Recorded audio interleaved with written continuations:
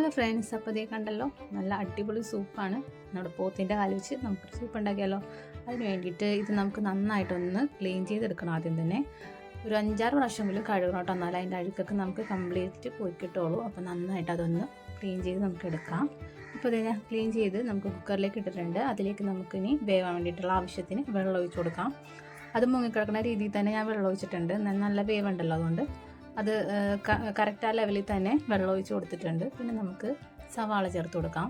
പിന്നെ ഇഞ്ചി, വെളുത്തുള്ളി, പച്ചമുളക് അത് നമുക്ക് ചേർത്ത് കൊടുക്കാം.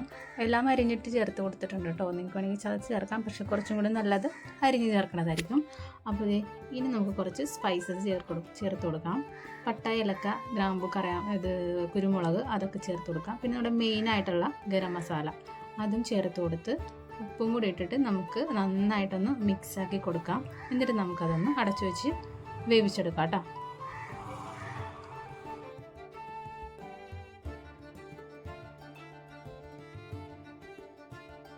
അപ്പോൾ ഇത് നമുക്കിനി തുറന്ന് നോക്കാം വെന്തിട്ടുണ്ടാന്ന്. അപ്പോൾ അതേ അടിപൊളിയായിട്ട് വെന്ത് കിട്ടിയിട്ടുണ്ട്. അപ്പോൾ നമ്മുടെ വെള്ളമെല്ലാം വറ്റി ഇതൊക്കെ സൂപ്പ് ലാസ്റ്റ് അടിയിൽ മാത്രം ഇച്ചിരി ഉള്ളട്ടെ. ഇനിയിപ്പോൾ നമ്മുടെ ഇതെല്ലാം നന്നായിട്ട് കുക്കായി വന്നിട്ടുണ്ട്. ഇനി നമുക്കിതൊന്ന് സെപ്പറേറ്റ് ചെയ്ത് മാറ്റാം കേട്ടോ. സൂപ്പ് ഒന്ന് മാറ്റി നമുക്ക് എടുക്കാം.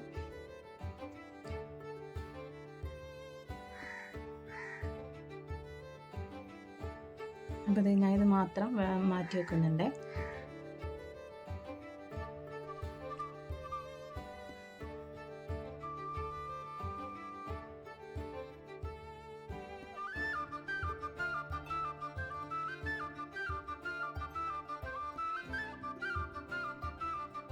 ഇനിയിപ്പോൾ നമ്മുടെ പോത്തിൻ്റെ കാലിൻ്റെ ഉള്ളിലുള്ള ആ ഫ്ലഷ് നമുക്കൊന്ന് എടുത്ത് നോക്കാം വരുവയില്ലേ എന്നുള്ളത്. അപ്പോൾ അതേ നന്നായിട്ട് കുക്കായതുകൊണ്ട് തന്നെ അത് നന്നായിട്ട് വന്നിട്ടോ അതിൻ്റെ ഉള്ളിൽ നിന്ന്. അപ്പോൾ അതേ ഇത് നമുക്ക് ഇങ്ങനെ കിട്ടിയിട്ടുണ്ട്. ഇനി നമുക്കിതൊന്ന് ടേസ്റ്റ് ചെയ്ത് നോക്കിയാലോ.